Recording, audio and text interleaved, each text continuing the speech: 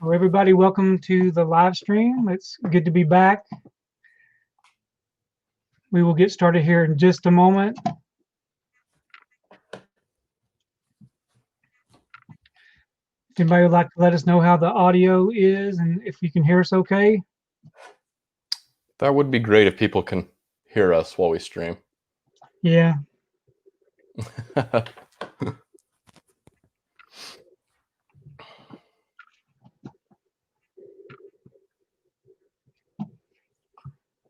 Well, we'll go ahead and get started. It's good to be back doing the live stream. Hopefully everybody's been doing good. Hey, Movie Collector Geek. Thanks for letting us know about the audio. Hopefully everybody's doing good. Glad to have David from Cartoon Fortress with us. I've got his channel down below, so be sure to check out his channel. He does some great unboxings, very detailed unboxings, so definitely check him out if you're not already checking out his videos. Thank you, Tony. So we got some people in our chat. Got some people coming through. Nice. Yeah. This is the place to be on a Friday night. So right. Nobody else has any other plans. This is the plan.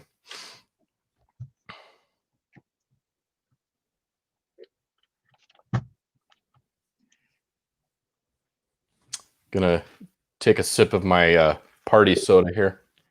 Hey, Kenesha, how's it going? What I thought we would get started doing is maybe talking about some of our recent pickups. I know that David has been doing some unboxings on his channel. So I thought we might share some items that we've been picking up. And definitely in the chat, let us know what you've been picking up, and we can share that on the screen. But yeah, David, what are some of the things that you've been getting lately? I know you got some pretty new indicator titles. Yeah, let's go indicator first here. You know what an indicator fanboy I am. And actually, we actually have Movie Collector Geek from the UK. So I'm sure he does have quite a bit of titles in his collection. Awesome. So I'm sure he hopefully he's been able to pick up the Columbia Noir #1 set. This is definitely one of my favorite sets of the year so far. Looks like he's picked up Road Games. Yeah, I've got Road Games. Road Games is en route. I don't know if they've actually shipped mine off yet, but I did pick up Road Games and then Devil in a Blue Dress, as well as Soldier's Story. So I've got I think I picked up 3 out of 4 of the November releases. I think the one that I didn't pick up was a Robert Altman film. And admittedly, I'm not a huge Robert Altman fan. I think I need to still find my kind of entry point into his filmography. I've seen Nashville, and I don't know that I've even gone further than that. I'd have to go back and look at his filmography and see if I've seen any other titles. But yeah, this is a big pickup from Indicator. And this is the Columbia Noir #1 set. Now, they've already announced #2, and that's coming out in March. I already pre-ordered that, so that's locked in. I think, did you pre-order that one, Tony, as well? I pre-ordered a bunch of stuff. Of course, to save on shipping, I just ordered it all together. So I won't need any of my stuff for a couple of months. But pause for just a second. Yeah. We have Noah in the room with us, and today's Noah's birthday, so everybody wish Noah happy birthday. Happy birthday, Noah. It's nice that he would spend his birthday evening in our live stream, so I'm happy about that. So let me answer a question here, Tony. Is Indicator all region B locked from JS? Short answer is no. This set that I'm holding, I believe, is all region B locked, but they have quite a few titles actually that are all region. So you can take a look. I mean, on their site, they mention very straightforward, region coding on the titles. And of course, that's going to be tied into their licensing agreements, what they're able to, have those as. So anyway, so let me do just a quick rundown on this. So we get 5 titles here. 6. We get Escape the Fog, The Undercover Man, Drive a Crooked Road, Five Against the House, The Garment Jungle, and The Lineup. And in fact, the Criterion Channel, they ran a feature of Columbia Noir titles, and there were some of these titles actually were in there. I know that's where I saw Drive a Crooked Road and I believe The Lineup for the first time.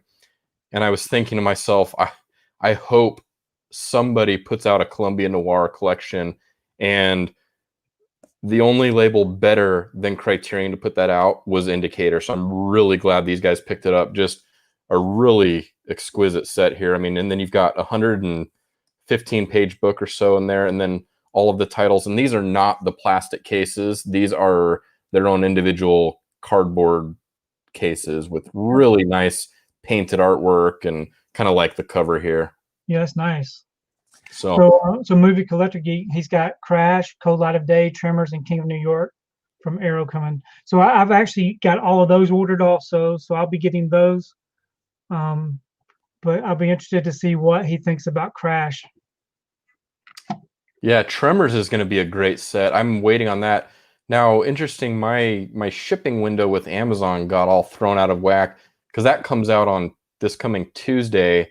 And I just got notice from Amazon that my delivery date was kicked out to February. So I'm hoping sometimes there's things like that happen because stock goes all crazy for a few days, and then all of a sudden I get it the next week. So I'm hoping that's the case with that. Yeah. But that looks like a really promising set. Well, so I'm trying to think if there's anything interesting that I've picked up lately. I know that I have gotten a few Steelbooks from the Zavvi website. I did get my Parasite Steelbook, which I haven't unboxed yet, but just the packaging looks really nice on this one. And I did get Blade, the Steelbook with the slip box, which is nice. Really cool artwork on that one. I really hope to check out Blade this weekend. I have not ever seen Blade before, but I've heard nothing but good things about it. So, yeah. All of you in the chat, is there anything that y'all picked up recently other than Movie Collector Geek? Maybe some Christmas titles. So, talking about Christmas titles, I was wondering, has anybody ever heard of Emmett Otter's Jug Band Christmas? Now, this right here is one that I watched when I was a kid, probably about 40 years ago, 45 years ago, maybe. And it stuck with me this whole time. I really enjoyed it. It's a Jim Henson film. It does have Kermit the Frog in it briefly, but if this has been released on Blu-ray, I would definitely recommend you check this out if you've never seen it. It's a really fun movie. Oh, so JS got 4 to 5 months ago. I found Drive with the Scorpion jacket slip. That's a cool edition. I don't know if you've seen that one, Tony. It's yeah, that's an amazing deal. That is a really cool edition. I've seen that. I haven't seen it in person, but I've seen it floating around online. I've got a few that I keep watching on eBay, but there's no way I could pay that price for it. So Kenesha got Tax Collector 4K Steelbook, Total Recall 4K Steelbook. So yeah, I got that Tax Collector Steelbook also, Kenesha. Have you actually watched the movie yet? Because I haven't seen it yet to know if I'm even going to like it or not. Really mixed. Total Recall Steelbook is really nice. I got the Total Recall Steelbook from Zavvi that has the debossed title on it, and I also picked up the Best Buy that has the clear slip, which is also really, really nice. Why can't they do clear slips on all Steelbooks? That just needs to be a. It's been a lot lately, though. They've done it quite a bit here lately, so maybe that'll be a new trend. Hopefully. I hope so. It's nice having, and I know like Mill Creek does that a lot with their Steelbooks, which I really like. With all of the Ultraman editions and Mothra and Lonesome Dove, like those all have Ghost in the Shell as well. Or wait. I don't think Ghost in the Shell was that's not Mill Creek. Yeah, but they come with that slipcover, which is really nice. Yeah. Now, Noah, do you still get stuff from Mill Creek?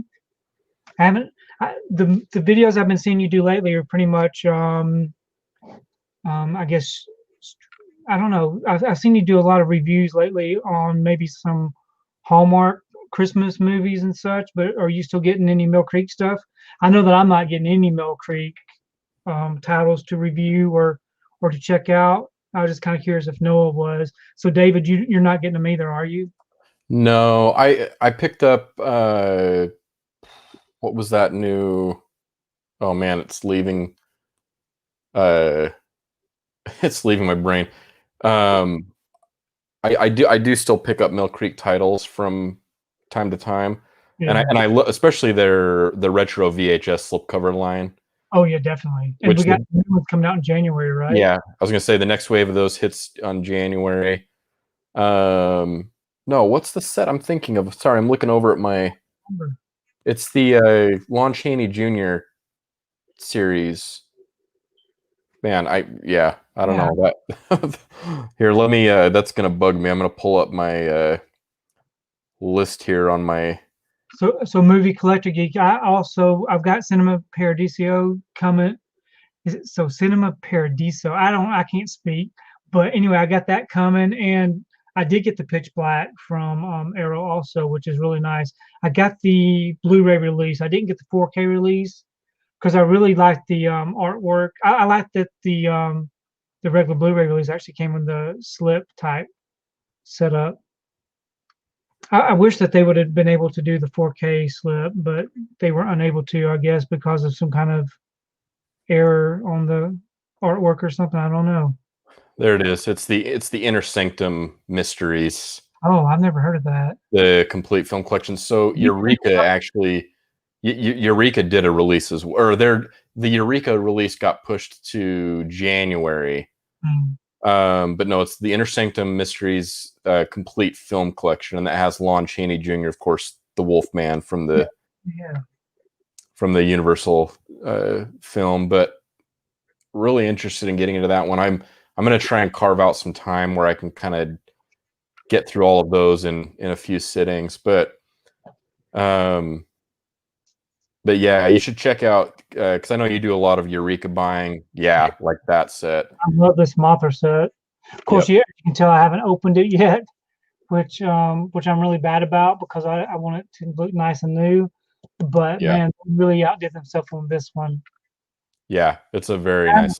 I almost think that I like this one better than the Mill Creek release. Yeah, the Mill Creek release, the Steelbook's really nice, but of course they're typically pretty short on any supplements, and so I think I'm still playing around with the idea of picking up the Eureka edition on that one. They still have stock on it, so I probably need to make up my mind. Supplements. I think I'm still playing around with the idea of picking up the Eureka edition on that one. They still have stock on it, so I probably need to make up my mind. Sorry about that. I say things twice just so everyone is sure to. For whatever reason, my computer just started rehashing. Anyways, it's over with. I muted it. But yeah. So movie collector geek, what are your thoughts on Pitch Black? That's a movie I've never seen. I've been drawn to it a little bit, but I've never seen it, so I held off on getting the Arrow, well, any version on it, but the Arrow edition on it. But I don't know, maybe that's one I need to not sleep on and just pick it up. Yeah, I've got several different releases of Pitch Black. I still have never seen it, but I've heard nothing but good things about that one also. Yeah, an underrated film. Yeah, I mean that seems to be the case with some of those. White Line Fever. So White Line Fever, I've got White Line Fever. That's got one of those nice slipcovers on it too. White Line Fever is a great film. Yeah, I need to check that one out. That's got he's in a lot of those 70s Jan Michael Vincent. Yeah. I always remember him as Nanu from The World's Greatest Athlete, the Disney Disney movie, Jan Michael Vincent. But no, White Line Fever. Yeah. White Line Fever is one of my favorite of those retro slipcover titles that they've come out with. Just a really fun 1970s film. I'm not into all of the 70s stuff that he was in, but there's definitely some winners in there for sure. Kino's got good coverage on some of those too. So JS has never seen any Vin Diesel film, so I guess that means he hasn't seen any of the Fast and Furious movies. Fast and Furious. Fast and Furious. I've watched the first maybe 6 of them. I haven't seen the past couple of those, but I saw the other ones in the theater. I always enjoy watching those. 7 is one of my favorites. Do what? 7? 7 is one of my favorites. Yeah, for me. I think I've seen it up to 6. I don't think I've seen the 7th one. Oh yeah, you got to see. So you didn't see, because 7 is where Paul Walker passed away. Yeah. I actually saw the last one that he had done. So that's number 7. Oh, that was number 7? Yeah. That's the last one I saw. Yeah. Yeah. No, I did a marathon. So what I did was I had never seen any of them in the theater. I had never seen any of them at all, but I knew that one's coming out at the theater. So I kind of marathoned the first 6 of them and then went and saw that one, which made me enjoy it even better. In fact, my wife and I both enjoy watching those. They're just, it's fun to have some franchises where you just enjoy an action movie just for the sake of an action movie. I understand, some of the stunts in there are pretty radical, but they're just fun movies. I've always really enjoyed them. Yeah. So I know we both got, taking a left turn in conversation here. We both picked up the Friday the 13th collection from, as I'm lifting this behemoth collection from. I've yet to mine because I got my replacement disc this week, which hopefully everybody that put theirs in got them in the mail, but I still haven't opened one yet. So I have made it through. Now I've seen. I mean, I'm a big Friday the 13th fan. I've watched those films since I was a teenager. But there's a couple that I've never seen. The ones that I grew up on were through the final chapter, so through part 4 was really where for whatever reason, I kind of cut off, and I watched those on repeat. What's that? 1 through 4 you did? Yeah, 1 through 4, and then it was kind of in my later, I don't know, in the last 10 years or so that I jumped into number 5 and then kind of continued through. But the ones that I still have yet to ever see are Jason X, which I hear is just a dumpster fire. Jason, probably my least favorite. Jason X. Yeah. Yeah. But a lot of people, there's a lot of people that actually like it. I think afterwards I don't know, maybe it's like it got a cult following, but I just didn't like. I saw it in the theater and I was very disappointed in it. Yeah. I've only watched it once, so I really need to probably check it out again now. So Jason X and then Jason Goes to Hell, the final Friday. Those are the 2, and those are one right after the other. So that's number 9 and 10. Oh yeah, because number 8, Jason Takes Manhattan. I've seen that one. Yeah. Number 8, I love the theme song in that one.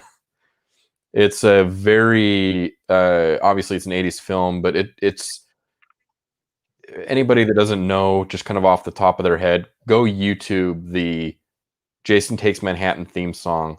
I really like that song. I do too. I've seen it. Yeah. Movie Collector Geeks asking if anybody's pre-ordered Demons 1 and 2, Beyond Reanimator, and this other one, REC from Arrow Video. Yeah. So I pre-ordered mine. I think I pre-ordered it earlier in the week, but I definitely want to get. I'm definitely going to get those. But any of the new Arrow releases, I always try to pre-order those ahead of time. What I'll do is I'll check to see if they're available in the U.S. first, and then if they're not, I go ahead and order it directly from their website. The most recent Arrow pickups for me were The Last Starfighter, Mallrats, and I also picked up Silent Running. I had never seen Silent Running. I'm a big Bruce Dern fan. I love Bruce Dern. And a more recent film, if you haven't, for those that aren't as familiar with Bruce Dern, Nebraska is wonderful. But you know, and I know him from Family Plot, and then Hitchcock's Family Plot, which is his Hitchcock's final film, and then more recently Nebraska, and then he's got not a big part, but he's in Once Upon a Time in Hollywood. Oh, we got more Friday the 13th talk here. Yeah, so JS wasn't allowed to watch that, but he was allowed to watch Halloween, The Exorcist. So I think if he could watch The Exorcist, he could probably watch anything. But so he didn't actually get to start watching those until the early 2000s. Oh, wow. Yeah. When I was growing up, I remember, you know, I remember seeing Friday the 13th Part 3 in the theater when I was like 12, maybe 10, 11, 12 years old. My mom would take us to see these movies. Oh, wow. I enjoyed watching the scary movies, the horror movies that were rated R. So like going to see number 3, did you guys, now I don't know what the offering would have been. We had the glasses. So you had the glass, so you had the full 3D experience. You know, the 3D that we're used to seeing now in the theaters, it was just like that back then. It wasn't the red and blue glasses, you know. So to us, we had never seen any 3D movies before, so we actually saw that, and we also saw Jaws 3 in 3D in the theater. Yeah. And those were real. I know Jaws 3 is a stinker, but we really loved it just because of the 3D effects. We had never seen anything like that. Now, people nowadays that have been born since the past 10, 15, 20 years, they're used to the 3D because it's more mainstream. But back then, that was a big deal. Well, in 3D, even now at this point, seems to be being outed again. I mean, it's kind of going out. Yeah, it's not as big as it was. I like, well, I think that talking in terms of horror films, it seems like the last one to really use that 3D technology to as its main appeal would have been Final Destination.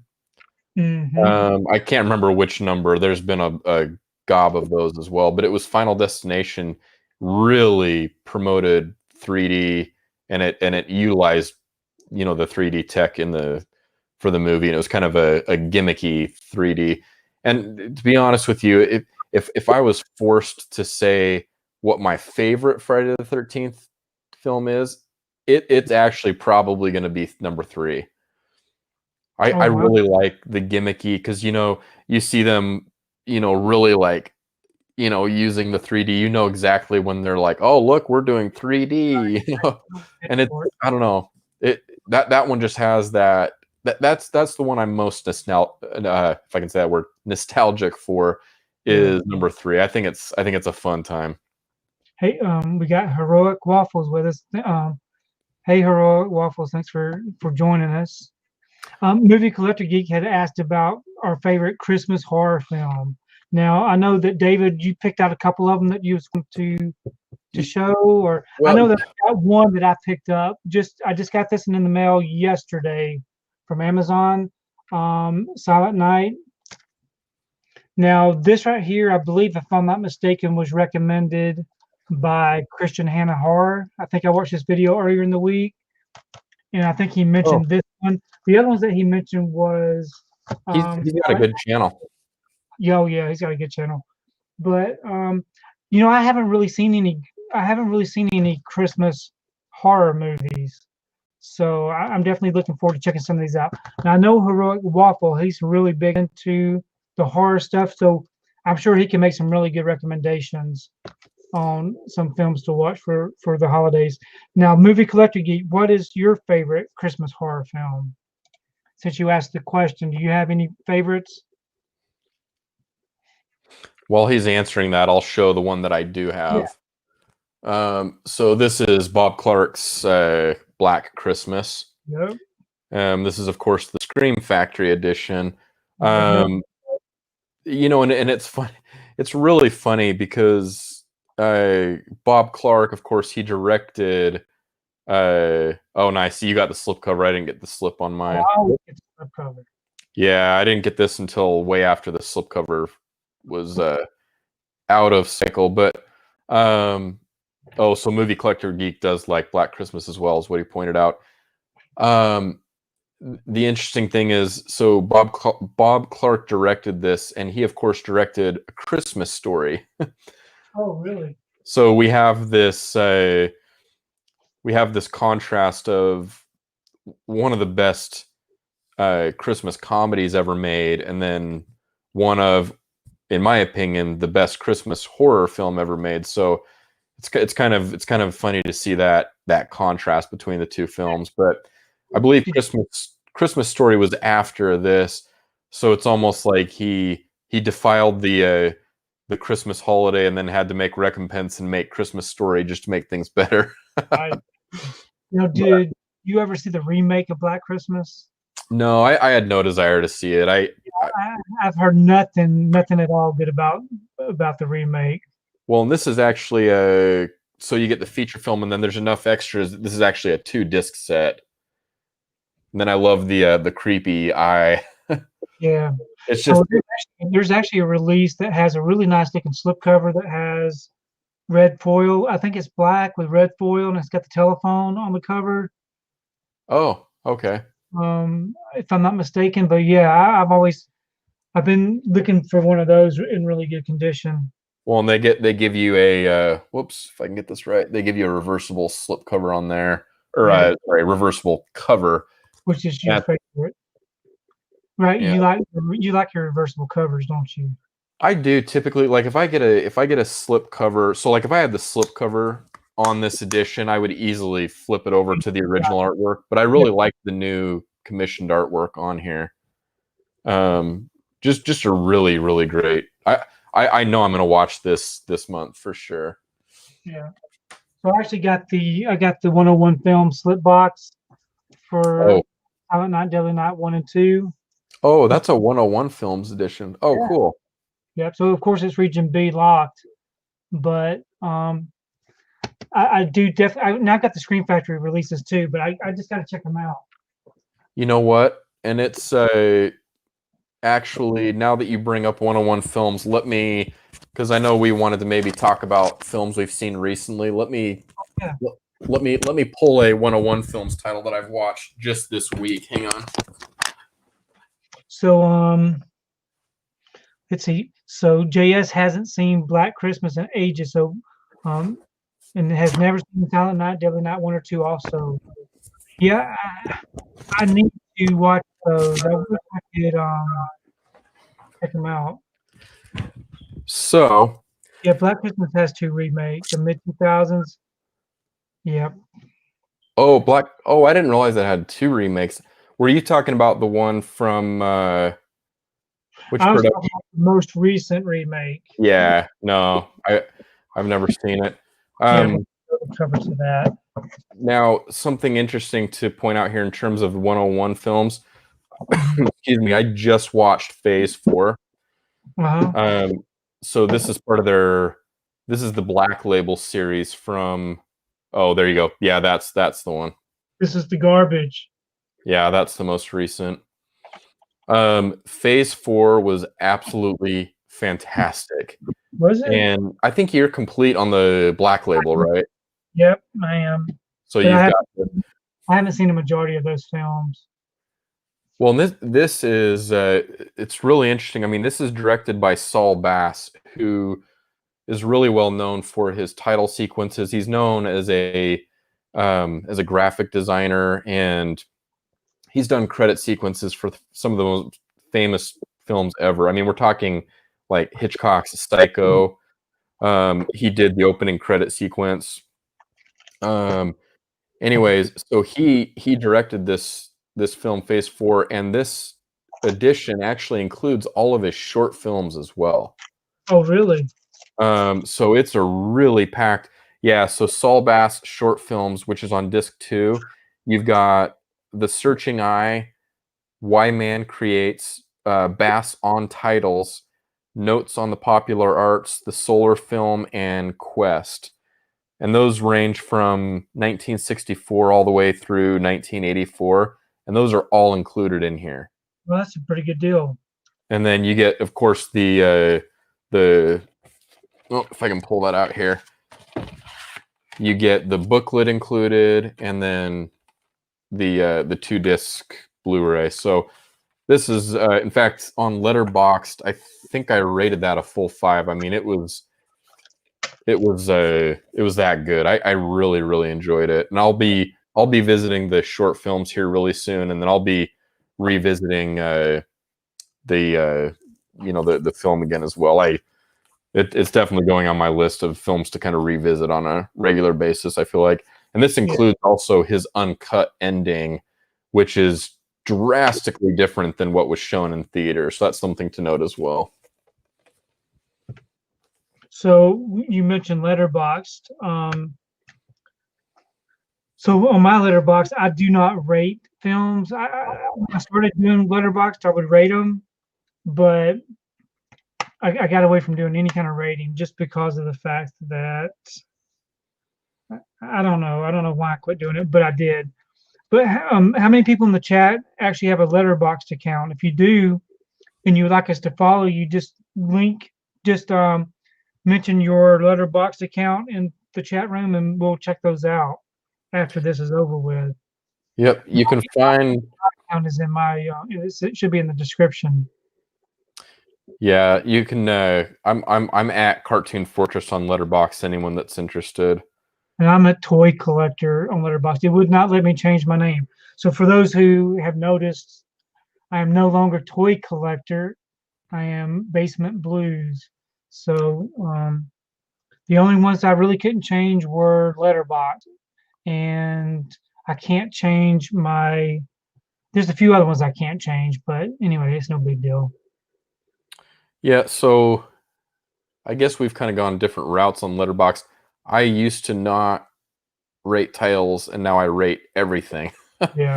that I put in. I'll put them in, and these are of course just like initial thoughts. It's like 4 stars or whatever. My deal. So you can do what? 5 stars is the most. Yeah.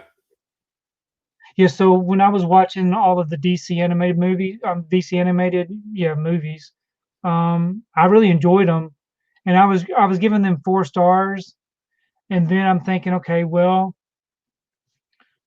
I also gave some really great films 4 stars, and I'm thinking, how can I compare Gone with the Wind and The Death of Superman both as 4 stars?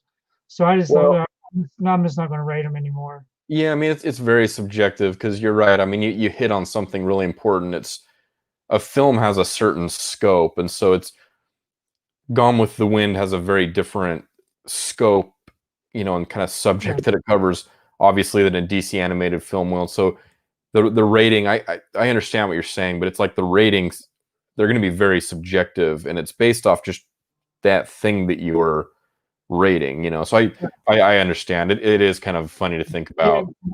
And so I didn't, and so if I enjoyed what I was watching. I enjoyed the Death of Superman animation, but yeah, I just thought I'm not going to rate anything. Good to have Peter Herget and Gadgets Anonymous with us. Hey, Pete. Better late than never, right? Pete is one of my great buddies. Such a good guy, and great YouTube content as well.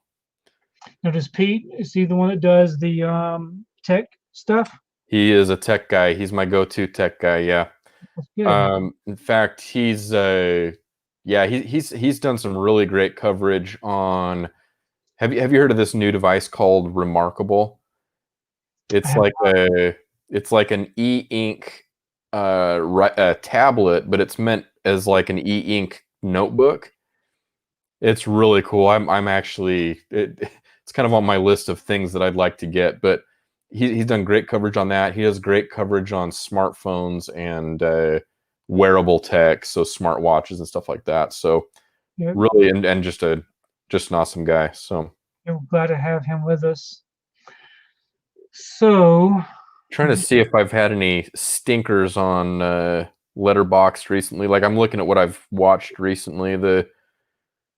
The lowest. I mean, I'm generally high on my ratings because I I vet, you know, a lot of the things that I watch. So I know going into, like today I watched Riot in Cell Block 11 from Don Siegel. Mm-hmm. I love Don Siegel films. It's a Criterion release that I've been waiting to watch for a while. And, you know, I gave that 4.5 stars. Fantastic film. Yeah. You know, Escape in the Fog, actually, I watched the first film in the Columbia Noir #1 box set. And I did give that 3 stars. That was not my favorite noir I've seen for sure. You know, if you think about it, if you watch, sometimes it takes a rewatch to be able to appreciate films. Because, you know, I've been watching a ton of Criterion releases. Yeah. And I think, you know, you get the hype and excitement of going and buying these titles that are on sale, and you kind of have a high expectation. But some films that some people like, not everybody's going to like. So I think maybe a rewatch would help me to appreciate it more. Maybe even watching it with commentary next time or something different. Are you talking about a specific film or just in general? For the majority of the ones I've been watching recently, they've been not as. I haven't appreciated them as much as some people do. Yeah, I mean it, and to kind of further your point, for me, there's filmmakers like I'll pick one like Terrence Malick, for instance. The first time I watched Days of Heaven, I was just so. It's like, well, there's some nice photography, and you know, like it's shot really beautifully, but not much more than that. And I went back for a second watch, and I thought, what film was I watching the first time? This is incredible. Yeah. You know, and you have to be in the right mood, you know, for some films. Like I can't always, you know, pop in a Friday the 13th movie. Right. You know, but I mean, it's depending on your mood. You could, because you got so many of them to watch, right? Yeah. I mean, I've left off on, I just finished part 6 was the last one I watched. So next one up for me is, part 7, The New Blood. So I'm halfway through the set. One that I wanted to bring up though in that set as well is Freddy versus Jason is kind of underrated. I don't feel like people talk about that one enough. Yeah, I think it's a blast. Yeah, I saw that one in the theater also. It was really, I loved it. That's probably, I mean, in terms of the whole scope of Friday the 13th, that's for sure top 5. Yeah, man, just for them to combine both of those together, you know, and the way that they did it through the dream sequence and different things, that was amazing. Yeah. Well, and you know, Freddy is well, I mean, obviously here we're focused on Jason, but Freddy is such a great horror icon, and I love yeah, I think that's inevitable. I think that's coming up next if you want my opinion. I think Friday the 13th was definitely the way to go after Halloween. But I think Nightmare on Elm Street, if they're gonna go big, like that would be, for me personally, I would probably, I'd like to see Scream before Nightmare on Elm Street, but I would love to have a Nightmare on Elm Street set as well. Yeah. So I think there's a release of I Know What You Did Last Summer, plus the sequel coming out pretty soon.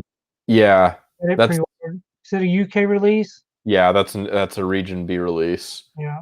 I don't remember who's putting that one out. Huh? I don't remember what label. I don't know. Movie Collector Geek probably remembers. Nick Flicks likes Freddy versus Jason as well. I'm glad to hear that. Yep, too. Oh, thanks, Peter, for letting us know the audio is good. Yeah, I'm on my lav mic, and I don't think, Tony, your audio is great. I don't think you're good, because I don't have my lav mic handy. Yeah, no, your audio is great. I just figured I'd try and make it as clear as I could on my end. Yeah, 88 Films. Now, there's a lot of great titles with 88 Films. So 88 Films is the one that's doing. But you know, I recently got caught up on the 88 Films website, and there's so many great titles that I wished I would have picked up back when they had slips available. They're trying to jump on those as they become available. I think movies. What's that? think there's a bunch of Jackie Chan movies. Yeah. And some other stuff that really look nice. I think I popped over to their site at one point and I saw titles that I was interested in, so I just haven't gone back since because I'm trying to limit the amount of labels that I'm buying from. So I'm really locked in. Should we talk favorite labels? Yeah, if you like to. I mean, JS made a good JS made a good observation. He said I've packed up my mic with my Funko Pops. It's in the boxes somewhere. Yeah, in the midst of all those Funko Pops. So, so David, what are some of your favorite labels? Yeah, so you're talking about 88 films, and I'm saying, yeah, I'm trying to limit, the labels that I'm buying from. And the most obvious probably for me would be Criterion. I mean, they're just such a staple in my collecting life. I mean, they have been for a very long time. So, but Indicator for me the last couple of years has just almost completely taken over. Their releases are absolutely outstanding. And then I'd probably go Kino Lorber. Second Sight is doing fantastic work. And then Arrow Video. Yeah, Arrow Video is definitely up there. And then, Scream Factory. I'm trying to think of, and then, I mean, 101 Films. 101 Films is not on my radar as, I regularly pick up titles from them. But I'm so impressed with this Phase 4 release that I'm thinking, you need to try to get all of them. I might need to peek through some more of the black. I know some of the black label titles are out of print, unfortunately, but yeah, we'll do what I did and just go to eBay and get them. Just bite the bullet. So don't tell your wife that I told you to do that. She might be watching this stream, so so do you have maybe a less obvious label that you really love, or what are some of your because I know your collection's so gigantic. It's you buy. The thing about it is, I just recently within the year started doing the indicator titles, based on your recommendations, and like I just recently picked up some Arrow titles that are recent releases, and I really like the artwork that they use on some of these slips. So I have no idea what on earth this movie's about, and you probably don't either. I don't know, but they recently released this. I think it came out this week, if I'm not mistaken. And when I saw that they had the Lake Michigan Monster being released, and I watched the trailer for it, which the trailer itself is what sold me on it. I thought I gotta have these titles, but I gotta find time to watch all these titles too. But yeah, I think I'm a big fan of Shout Factory, Screen Factory. I really enjoy getting titles from Warner Archives, which I know. Gosh dang it! Warner Archive. Kino Lorber. Yep, Kino. Yeah, Warner Archive. I sleep on Warner Archive too much. They do outstanding work. In fact, we have the next volume of Tex Avery next week. Yes. Volume 2 coming out. So I'm really excited to get that. I've already got that order. That's going to be here on Tuesday. So. And then I've got a lot of Twilight Time titles, which they're no longer producing any, releasing any movies. But I've got a pretty large collection of Twilight Time. And I had some more than I do now because I actually sold some of mine, unfortunately, which I wished I would have never done. Yeah. I'm a big I like 9 to 5, and that was the only way I could get this title was from Twilight Time, and it was well worth it. And if you think about it, another great title, which I know, Steel Magnolias. Oh yeah. I like the fact that you can get a lot of good titles from a place, even though you're paying a premium price for it. To me, it's worth it. Yeah. No. What was I going to say? Oh, Twilight Time. I never did pick up any Twilight Time titles, so I don't have any of those in my collection. I know they had some. They kind of dovetailed with some other labels on some of the titles they've released. But no, I didn't pick up any Twilight Time before they unfortunately went out of business. I know a lot of people enjoyed picking up titles from them. And usually I would attack the sales whenever they had the sales. That's usually when I picked up most of my titles, or when there were some sales going on. Yeah, so I usually hit as you know, I hit the Criterion sale really hard usually. I need to make Warner Archive a priority in 2021. That's one of my one of my goals, is to get some Warner Archive titles I've been eyeing for quite some time. Yeah. Yeah, Arrow Academy is great as well, Movie Collector Geek. So JS has got a good idea. He buys the clear cases for the Kino films, which, I like that. I like it when they give you nice clear cases, and every once in a while they might pop in a blue case, which kind of drives me crazy. But I've never actually bought clear cases just to replace some of the blue cases, but that might be something I might do also. What's the ill feeling towards Twilight Time, JS? I'm not familiar with. I was never really familiar with Twilight Time to begin with. It was just what people would post about in the community. But like I said, I never picked up any titles from them. Yeah, I think a lot of people were just mostly unhappy about the price that they were charging.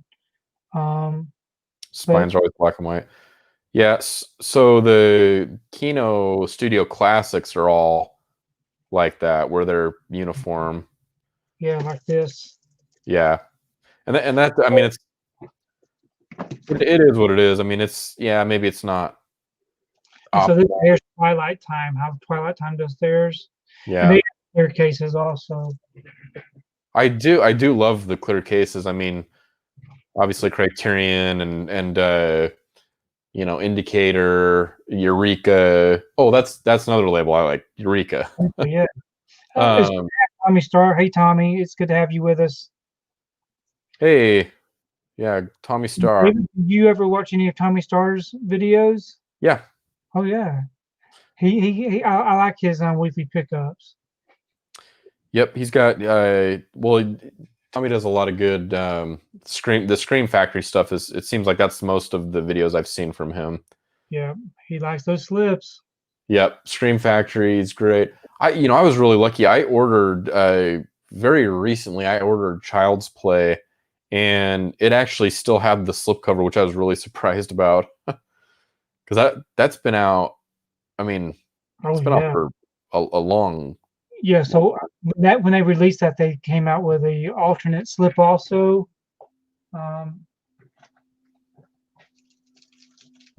Because me, I'm all about the slip. So yeah, yep. So this right here was the release. That's the one I got. Yep. And if you ordered the special release, you got this slip. Oh, that's cool. Yeah, which is just a really nice bright yellow. The camera that I've got is not really showing as good as it looks, but so the yellow isn't an overlay on. Nope, it's just this is just it's not an overlay. That's just a flat image. Yeah. Yeah. That's cool. It also came with a little figure also. Oh. I sold the figure and some of the other stuff that it came with, and pretty much paid for the set. Yeah. Yeah, some other Scream Factory titles I picked up recently. I took part in their Shocktober sale, and I actually picked up have you ever heard of this one? The Brain That Wouldn't Die. It sounds familiar. It's fun. That's from Scream Factory? That's a Scream Factory title. Yeah, and I picked this up. It was showing signs of going out of print, and I don't know, I could have been reading that wrong. I might have read something somewhere, but it seemed like it was kind of on its way out, and so I picked it up during the Shocktober sale, and it's a really fun 1950s, I believe. Oh no, this is 1962. But yeah, The Brain That Wouldn't Die. Tommy, I don't know if you own this one. This is a really fun Really fun film. That it's already out of print, or that it was going out of print? No, I think I read an article or something that there was low stock on this, and they've been doing a lot of that lately. So every time I get a notification from Twitter that something's going low on stock, I just jump on the site and go ahead and buy it. Yeah, so I want to say I saw that this one was low stock, and I had my eye on it for a while. I actually saw this on the Turner Classic Movies streaming app, which Turner Classic Movies, I love the Criterion channel, and that's one of my main streaming apps. But Turner Classic Movies has a great app as well, and they have so that's where I saw this, and I also saw The Bad Seed. Have you seen that? Bad Seed. I've never seen it, but I've got it. Oh man, such a great film. That's one I need to pick up. I think it's $15 on Amazon right now. I just need to go snag that one. So Tommy Starr brings up a good point about the Spaceballs announcement for 4K. I am right with you on that, Tommy. I am so pumped for that release. Any chance almost that I have to get Spaceballs. I have the metal pack edition of that, which was really nice. I loved the cover design on that one. But the metal pack, Tommy, I want to say I think that was just a studio. I think that was just a studio release. Yeah, that's the one. That's the one I've got. Oh, that was a Best Buy exclusive. That's right. Wow. It's the metal pack. Yep. But it's really fun. It's got bumper stickers in there. It's got I want to say it had a few other little extras in there, but yeah, that's one of my favorite. Nice. What did y'all think about the artwork on the 4K release that they showed? Oh, I think it's great. Was that the final artwork for sure? Oh, I don't know if they've stated that it's final. But yeah, I've got to pick up the Kino edition, and that will so that will feature the a 4K and a Blu-ray disc. Just FYI. So Movie Collector Geek was talking about the premium collection that they have in the UK for their Warner titles. If I'm not mistaken, those are the ones that are. I know that I had a bunch of steelbooks that had the white steelbook with the black and white pictures. I think it was Blade Runner. I think it was The Matrix, and a lot of other titles. And I actually had all of those steelbooks, and like an idiot, I sold them all. You know, you know me. I'm not a huge 4K guy. A few titles are starting to trickle in, but I did pick up Blade Runner and as well as 2049 on 4K. Yeah, and then I got talking about the 4K slips that Kino's been doing. Well, actually, they've been doing a lot of slips for like the Clint Eastwood movies that have just come out recently. I think me and him talked about it a couple of weeks ago about all of those, and he actually mentioned some of them that I didn't have in my collection. So of course I went on Amazon and picked them up right away. Yeah, I've got those Clint Eastwood titles coming. If my order ever gets it says it's at a status of processing. I think mine said it shipped. I think mine said shipped. So hopefully I'll be getting mine. Yeah. So I'm getting all I shouldn't say I'm getting all. I'm not getting all of the Clint Eastwood titles they recently put out. I don't think I got The Beguiled or one other one. I've got 3 of them coming in, and then I also picked up their Mad Max release. Oh yeah, Mad Max is really good. So, and then Play Misty for Me, JS. That's one of the ones that I've got coming. Looks like Tony has left us, so I am now the host of this live video.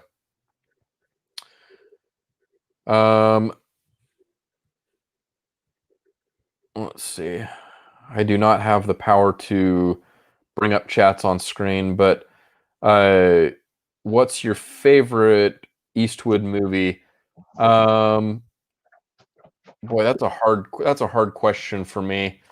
My favorite Eastwood, Honestly, it would probably. Do you have a favorite? We had a question of what's your favorite Eastwood movie. That's a really. So as far as Clint Eastwood being in it, or Clint Eastwood directing, because if it's Clint Eastwood directing, A Perfect World is my favorite with Kevin Costner. If you've never seen A Perfect World, it's excellent. Have you seen it? Yeah.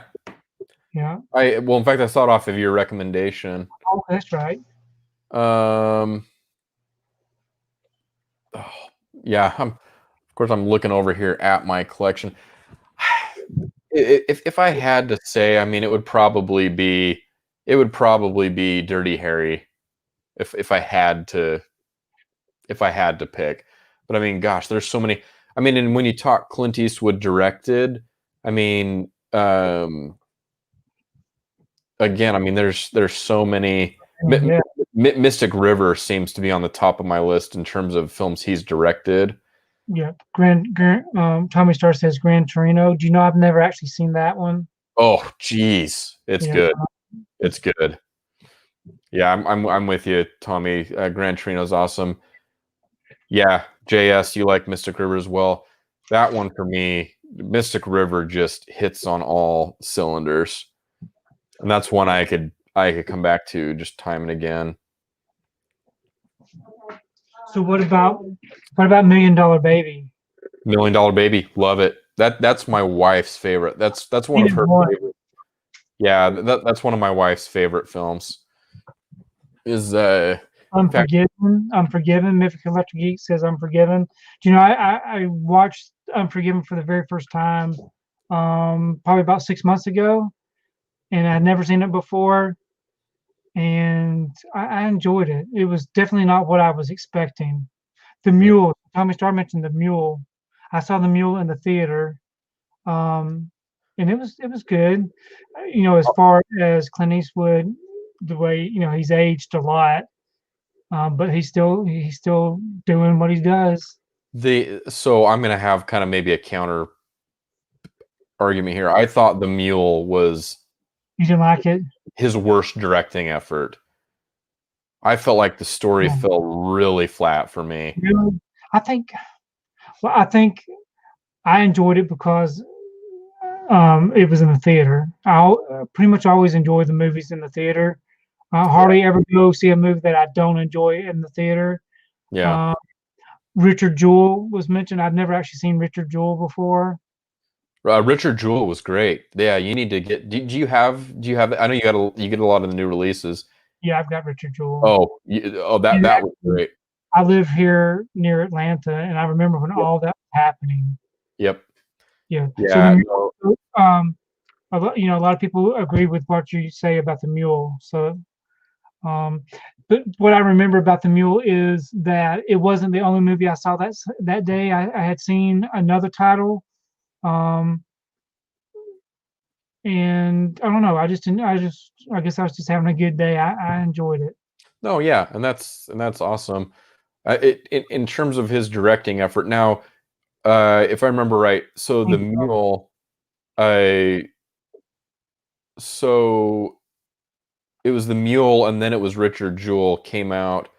Yeah, Movie Collector Geek 1517 to Paris, also not a great directing effort at all. I agree. Clint. Huh? Poor Clint. I don't know, but yeah. I would say, it's just due to age, maybe that he's passed away or something. Well, but the thing is, he did 1517, and then he did the Mule. Someone correct me if I'm wrong. And then it was Richard Jewell, and Richard Jewell was so much better than the last two. Yeah. I mean, it was really, really well done.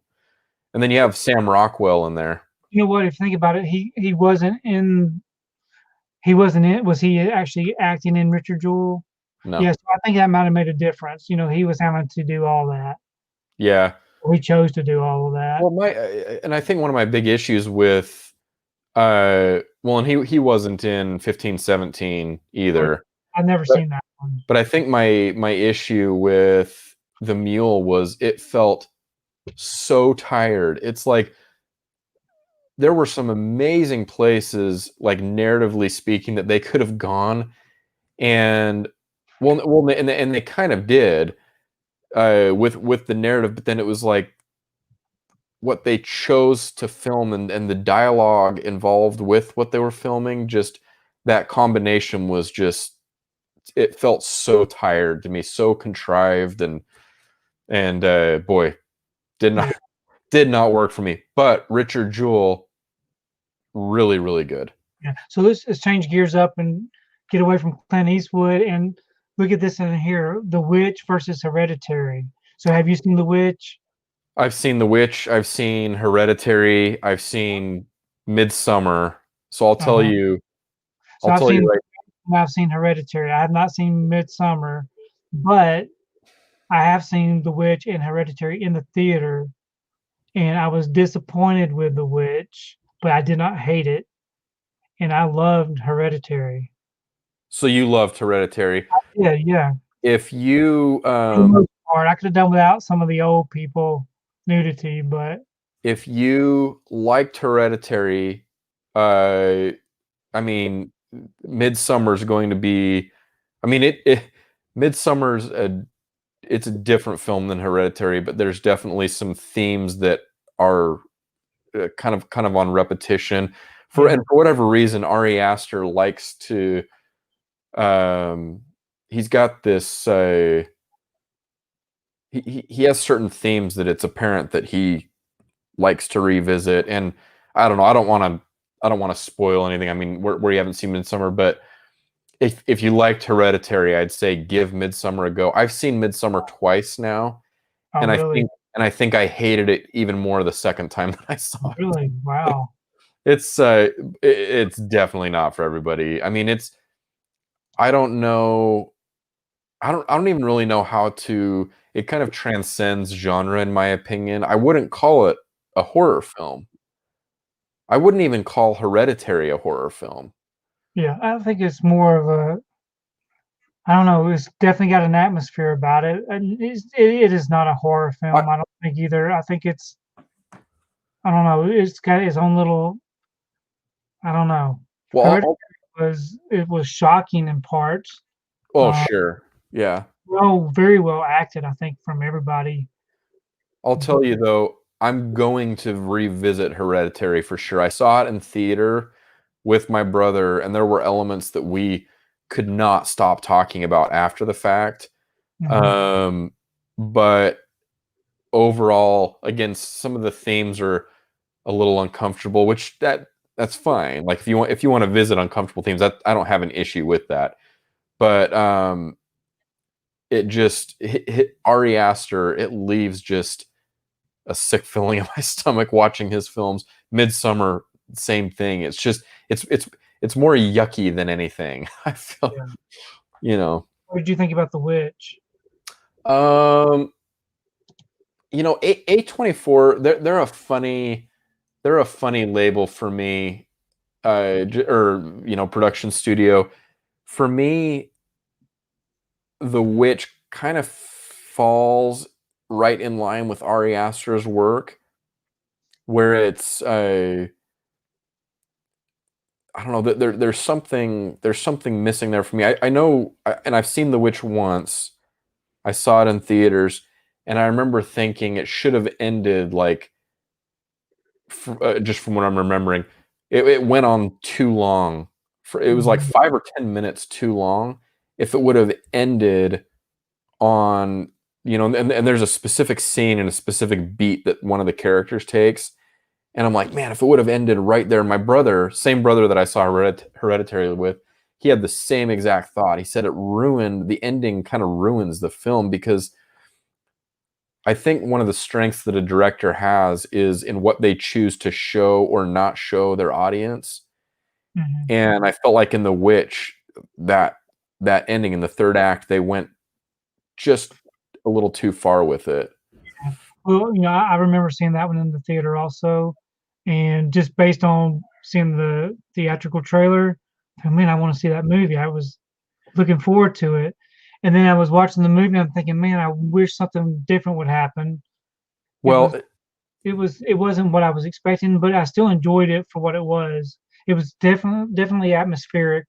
I think that's I think For I got sure. what I'm going for, but that ending also, I wanted something else to happen, you know? Well, and I'm sure my my good buddy Nathan Jones is not going to like that I don't like the film. He loves The Witch. That's one of his one film he's talked about on multiple occasions. So maybe I need to pick his brain a little bit about it.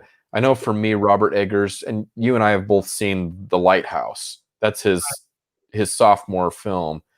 Not for me. I still need to watch that one again because I don't know that I understood what was happening.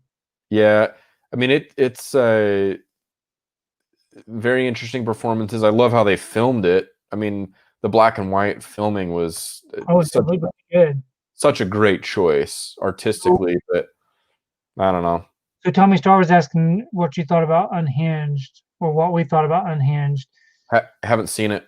And I'm trying to think. I don't think I've seen it either. Russell Crowe. I have not seen it. Yeah, that was just. I got it. I own it, but I haven't seen it. Oh, yeah, because I was gonna say that was just in theaters and just hit Blu-ray. So, what do you think about this comment? Craig Zahler's. Do you know what that is? That's Craig Zahler. I know. I have no idea. Hang on.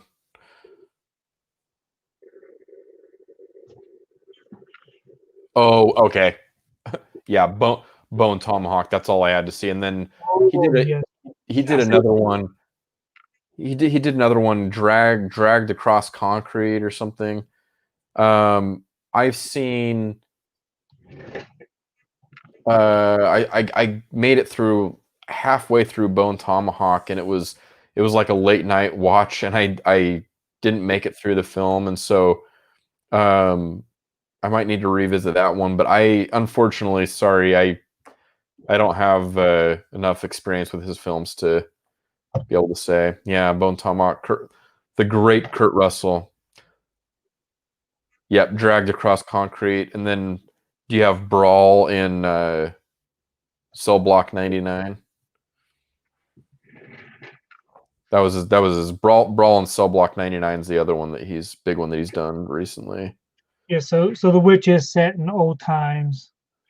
It's almost like, were they like Puritans or something, and they were exiled from their community or whatever? Right. Yeah. So let's switch gears up a little bit more this time and talk about Disney Channel original movies. You know, I haven't really. I know David's a big fan of. You grew up pretty much in the late '80s, early '90s. Late '80s, early '90s. So like the Disney Channel original movies. That was so for me, a couple of those that hit, and that was kind of at the end of me kind of being in the target demographic, if you will, for those. Disney Channel original movies. I really liked Brink, rollerblading, competitive rollerblading movie. I'm not very familiar with any really Disney original movies other than I remember a big to do about High School Musical. No, see that's after my time. So yeah, I mean, the reason why I say that is because they've done another revival of that as far as on the Disney Plus. They've got some kind of High School Musical talent content or something. Oh, I gotcha. Now, go ahead. Yeah. Oh, I was gonna say Disney's gonna milk the High School Musical thing for as long as they can. Yeah. So have you seen The Lodge yet? Have you seen The Lodge? No, that one's on my watch list though, JF. I loved it. Oh, okay, that one's on my watch list. I can't remember where that's streaming, but it almost reminds me, it in a very different way, but it kind of reminds me of The Witch in a way that the ending was different. But I'm not going to spoil anything. But it kind of left me wanting more, maybe more answers or something. But Videodrome versus The Fly remake. That's an interesting question. Oh, Brawl was amazing, Tommy. Nice. Maybe I'll have to check that one out. Excuse me. So Videodrome versus the Fly remake. So Cronenberg, of course, did the Fly remake. I've seen the original films.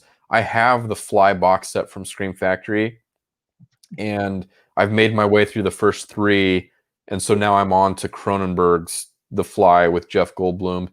So I'm excited to watch that. Videodrome is a very, very interesting film. Social commentary, again, it's one of those that was he was really kind of ahead of his time with Videodrome. Yeah, really interesting social commentary on how media impacts our lives. And for those that haven't seen Videodrome, it's kind of a trip for sure. Some really cool practical effects used in that film. And when it comes to Cronenberg, my favorite Cronenberg film is nice Boatniks. My favorite Cronenberg is actually Scanners. I really enjoy Scanners. I appreciate Tommy Carr letting me know about Boatniks. So me and Tommy were having a conversation one Sunday afternoon. Yeah. And we were going through what I had in my Disney. I thought, yeah, I've got 100% on my Disney Movie Club Blu-ray exclusives, and I was just kind of going through all of them. And he helped me realize that I did not have the Boatniks. So I got it now, thanks to eBay. That's such a great movie. It's one of those. It's just such a silly film. Really great comedic performances. I mean, it's one of those that I remember watching. I think I saw that one the first time when I was a teenager, I want to say. Sorry, is my lighting okay in here? It seems to be. I've got a lamp set up here, and I'm trying the best I can. Boatniks, this right here was their 45th anniversary release. So you must have watched this on the Disney Channel or somewhere, or maybe on VHS or. Yeah. So for me, how I saw a lot of these, I mean, I grew up in a family that watched movies. Like that's just something that we did on a regular basis as a family. So I naturally got exposed to a lot of the Disney classics. But for me, a really big time was in the late 90s, the Disney Channel, back when the Disney Channel was awesome. All right. They, well, kind of at the tail end of that time, so we're coming on to like 96 to 2000 or so. They had a block of programming called Vault Disney, and they would have their movie of the night, and it began at 3 a.m. Okay, that was when the movie of the night aired, and so I would set my clock for like 2:45 a.m. I would get up, I would go pop a VHS or a VHS tape into the VCR, and I would record whatever the movie of the night was, and that's where I saw Boatniks for the first time.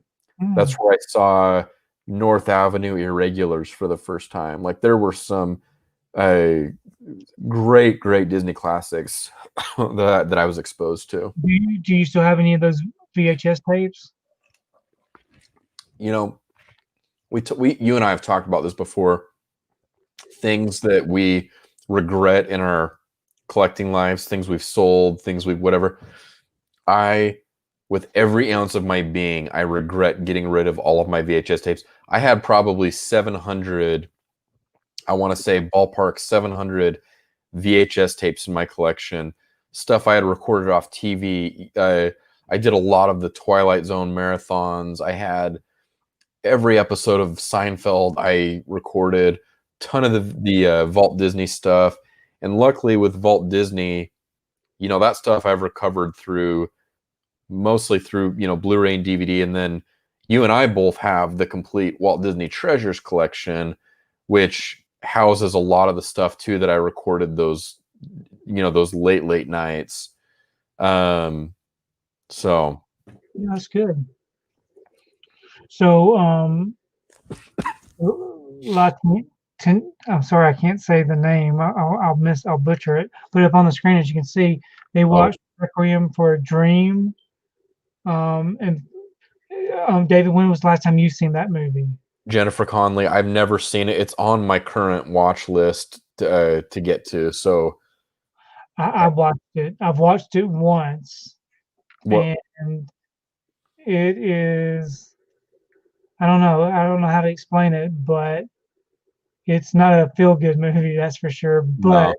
very well acted, and um, I definitely recommend you watching it. I did get the 4K release. I do need to watch it. See, what you've got to do is you get these movies, just throw me all the digital codes. No. Yeah, I should do that. No. Yeah, that one I would like to see. I know that was a pretty recent 4K release. Yeah, probably about a month. I think it was last month, maybe October. The months seem to be going by pretty quickly. Well, I love Jennifer Connelly. I mean, that's a big selling point. All the way back from Labyrinth. All the performances were excellent in that film. Yeah. Well, and Jennifer Connelly. Yeah. What's that? I think Jared Leto's in it, and Ellen Burstyn, which gave the best performance, of course. So is Jennifer Connelly like a main character in the film, or is she? Yeah, it was kind of weird. It's, if I'm not mistaken, if I remember correctly, it's been years since I've seen it. There's 4 characters that it kind of revolves around, and it's a very different style of movie. It's not your typical movie from what I can remember. Yeah. It's very, very strange. And that's Darren Aronofsky, if I remember right. I directed that, and boy, a fairly recent film from him, Mother, was bizarro world. Yeah, you did not like that, did you? No, I did not. That's the whatchamacallit movie. That's the Jennifer. Yeah. Jennifer. What's her last name? Watch a live stream where David and Tony struggle with names. Yeah, Jennifer. She used to be. I mean, The Hunger Games. Jennifer. Yeah. Right? Anyways, I don't know why I can't think of her name. Yeah, that girl. The one that's not doing anything now. Yeah, it's been a little while. She was like the it girl for a long time with the Hunger Games and. Yeah. What is her freaking name? Jennifer.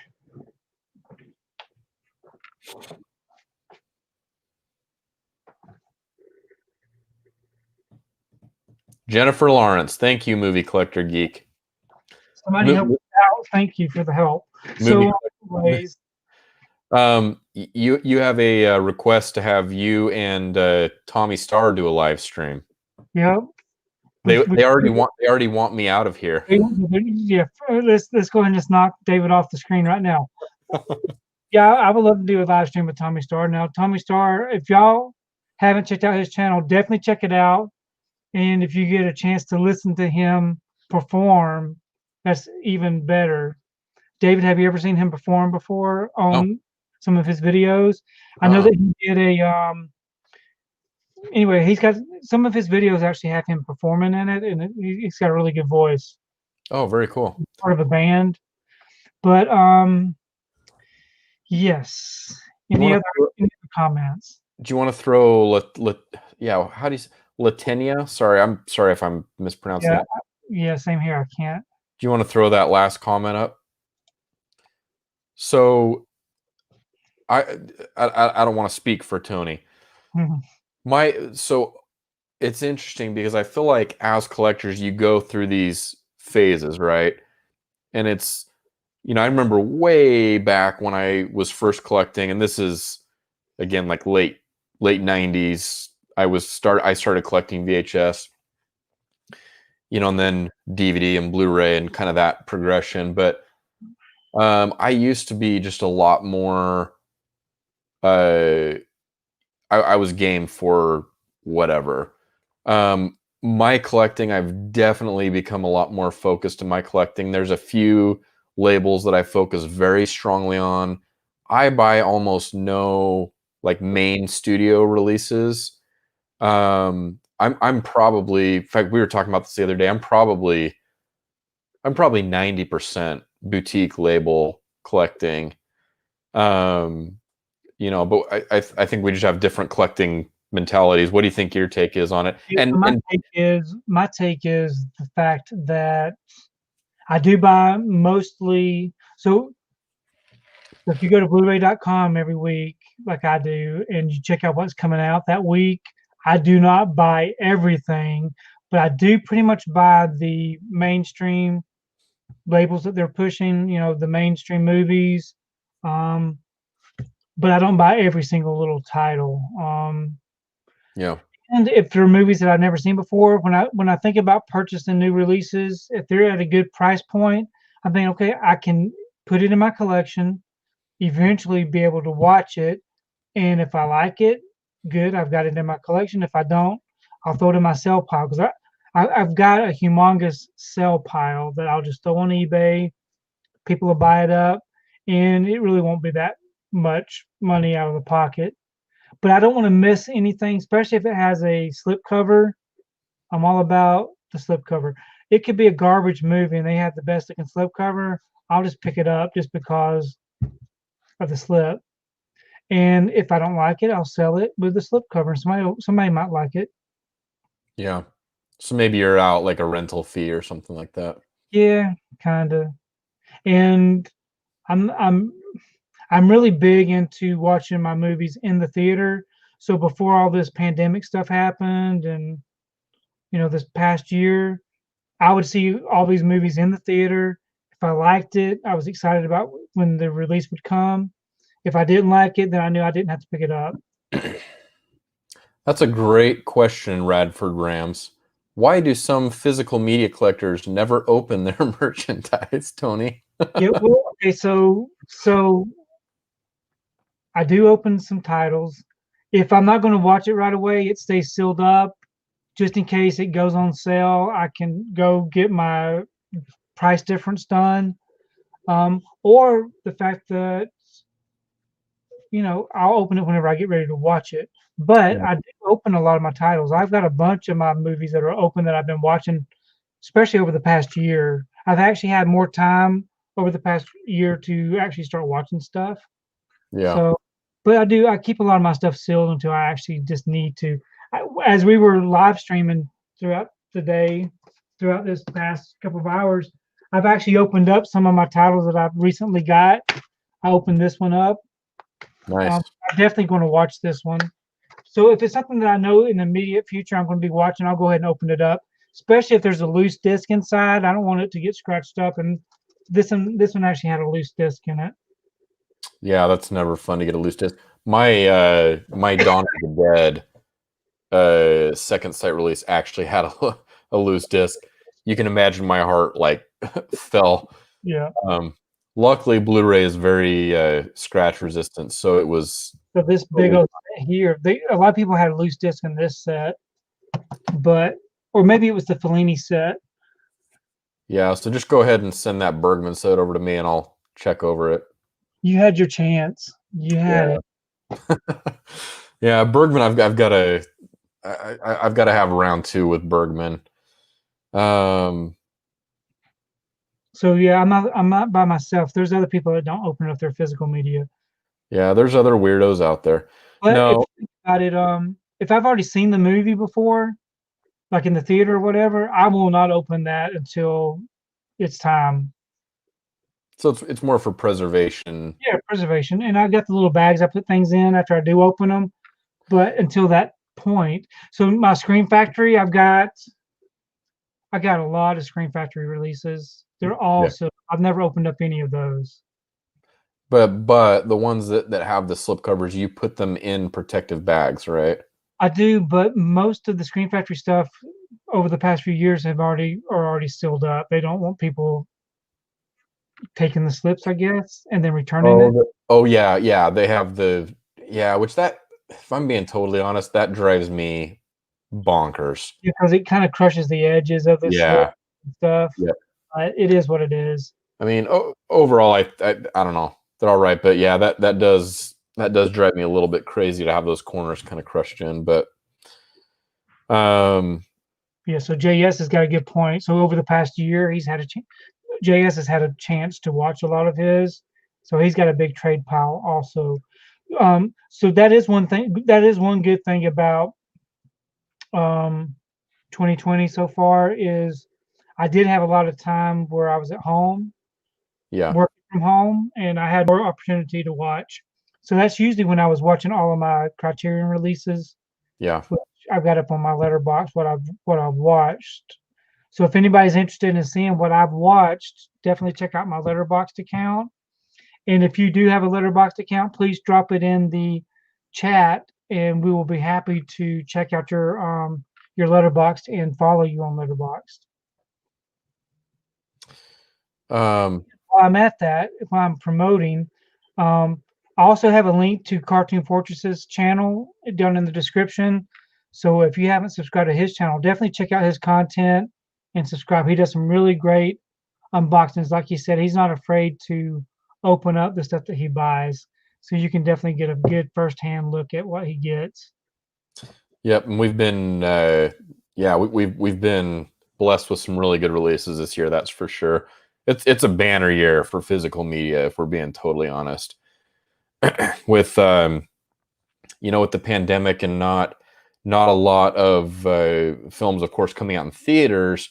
A lot of the studios we've seen them really digging kind of through the archives and releasing films to Blu-ray that we didn't think would ever see the light of day. So it's been a really cool year for physical media. All right, Tommy, see you, buddy. So, what is your rarest Scream Factory release that you've got in your collection, David? Oh, me? Yeah. I don't have nearly as big of a Scream Factory collection. In fact, if I'm being totally honest, I mean, maybe some of the stuff that I've gotten has recently gone out of print, but I'm probably going to pull out on that question because I don't think I have anything that's extremely rare in that now other is Nightbreed. Yeah, see, I don't even think I'd even know with Scream Factory what's considered. Yeah, I've got a lot of titles. Jeepers Creepers, Jeepers Creepers. Of course, I've got those in my collection. Jeepers Creepers. I would love to have Jeepers Creepers. I love that movie. Tommy's back. Just kidding. Life Force. Really? Life Force with the slip. Yeah, JS, good call on the Halloween box set. I don't. Oh, nice. Bag, because this was prior to the bags.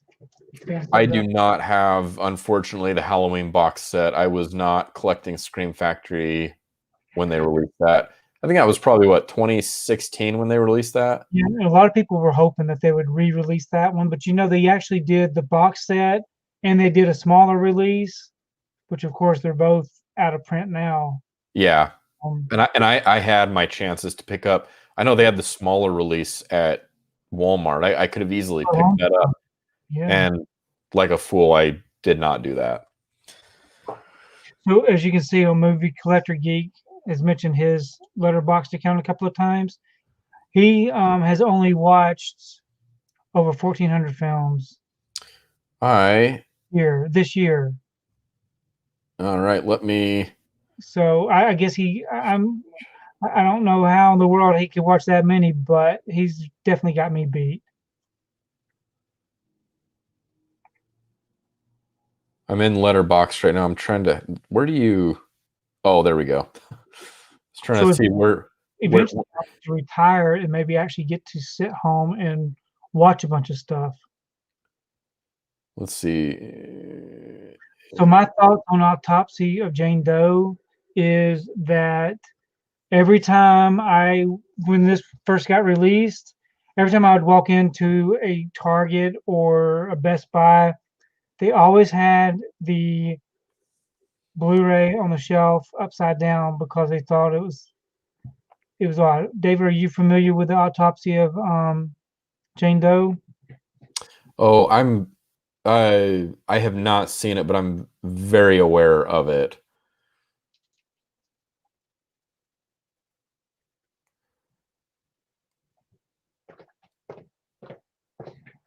I have it in the collection, but wait, which one is Tommy talking about?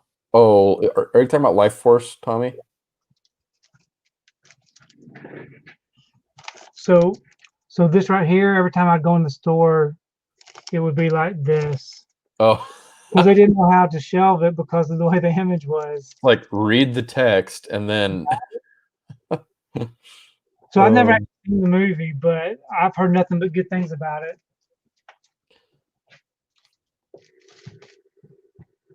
Yeah, I need to watch that one. I mean, with horror films, it's one of those things where there's so many horror titles out there. There's a bunch that I haven't seen that I'm way overdue to watch, but it's hard to keep up with. Yeah. Trying to think of other interesting. Well, of course, I picked up, as you did as well, the Dawn of the Dead set from Second Sight. So I recently got the Critters box set as well. I need to watch through that. I recently got It's Alive box set, and I was really looking forward to it. But that box has got to be the flimsiest box that they've ever used for their box sets. That was from Scream? Yeah, but I ordered mine from Amazon. Oh. It's still the same packaging. So I know we've been talking about a bunch of stuff, but if we want to just change it up just a bit and talk about some of the holiday movies, since we are getting close to, we're definitely in the holiday season. What are some of the classic holiday movies that y'all grew up with or that you enjoy watching every single year? I know that I had mentioned earlier about one of my favorites is Jim Henson's Emmett Otter's Dope and Christmas. I really enjoy this one. Now, David, what is one of your favorite holiday movies that you enjoy watching? I'm glad that you asked, Tony, because I came prepared to talk about this. My all-time favorite Christmas, the second that I think about watching Christmas movies or shorts or specials, or like, of course I love Peanuts. Of course I love, Rankin Bass and all that good stuff. All that good stuff. But there is one title for me that stands out among everything else, and that is The Snowman. This is adapted from the Raymond Briggs children's book. This came out in 1982 and was actually nominated for an Academy Award. So why not Blu-ray? That's a good question. I think they need to make this widely available on Blu-ray, do a Blu-ray release on this. I'm not sure who holds rights on this. This particular... The UK has a Blu-ray release. Well, Oh, go ahead.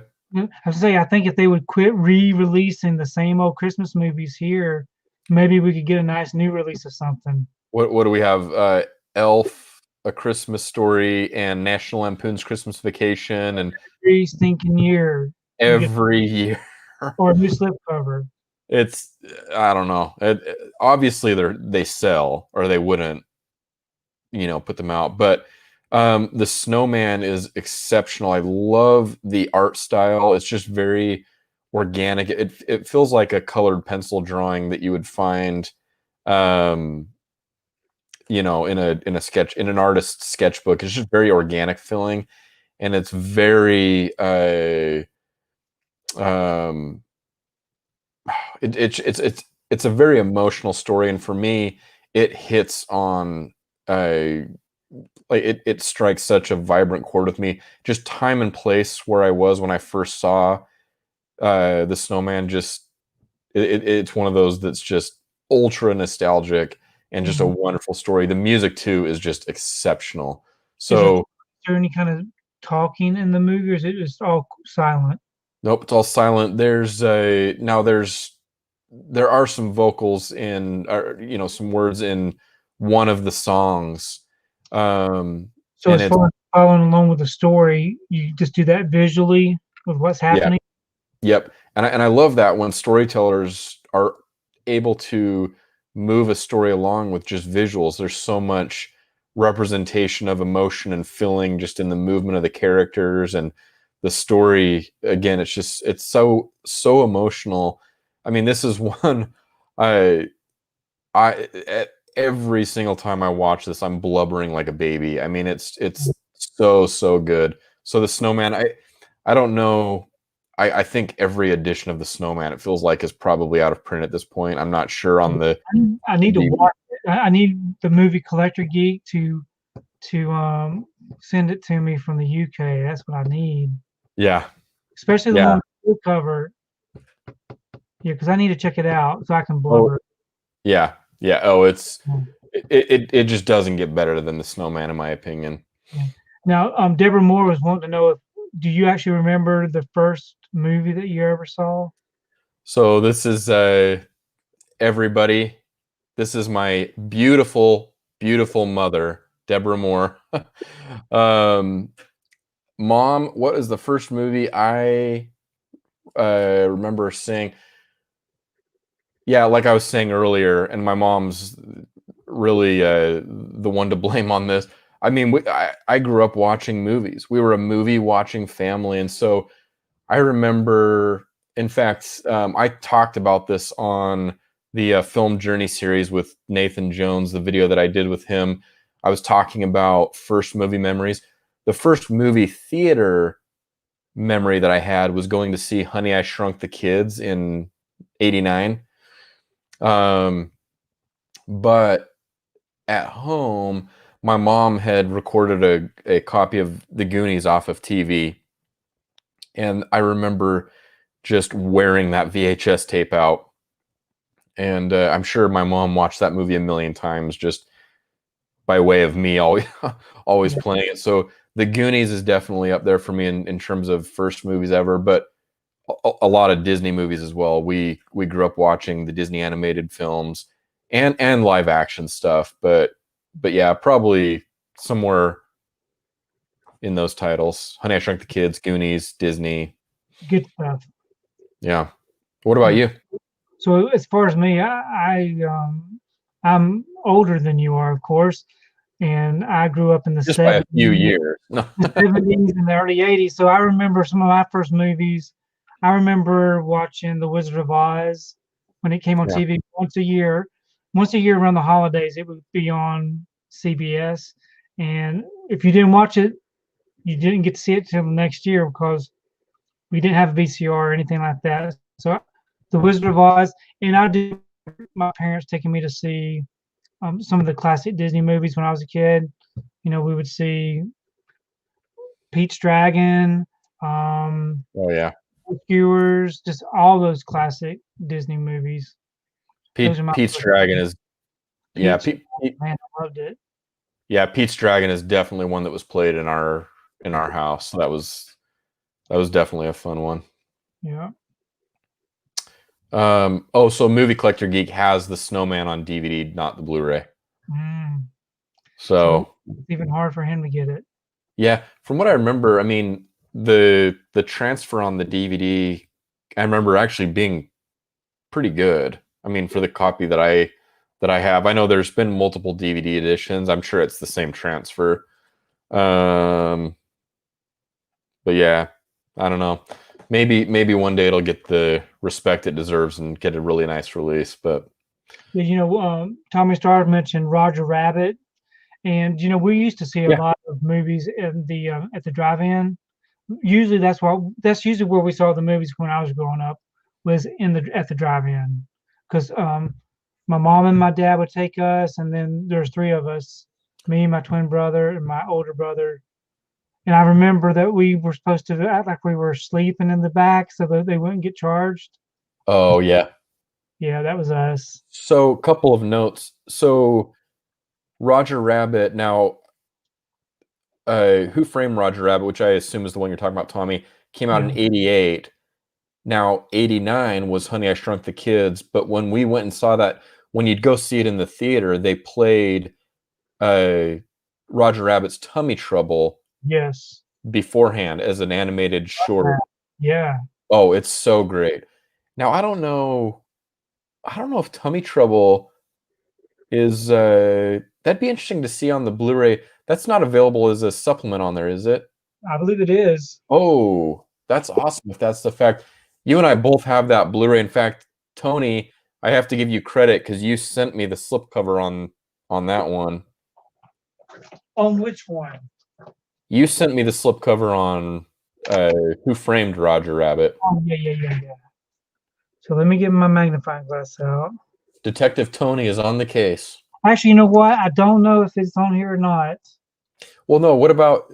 I was thinking it would be on the Who Framed Roger Rabbit Blu-ray. Oh, okay. I thought you were saying that you saw it. No. Before. Yeah. So when I saw Honey, I Shrunk the Kids in theaters originally, the short before it, and that's why I wondered if they would include the short on here, because there was a follow-up short on another movie. It was another short. I don't know if did they do another short when they did this movie. Well, there was Roger Rabbit short before another movie. There was another Roger Rabbit short called Roller Coaster something. Do you have the Who Framed Roger Rabbit over there? I'm looking. Yeah, because I think it might be. Yeah, Tommy, it might have been on the DVD of Honey, I Shrunk the Kids. Yes. Yeah. So, does that include any of the Roger Rabbit shorts?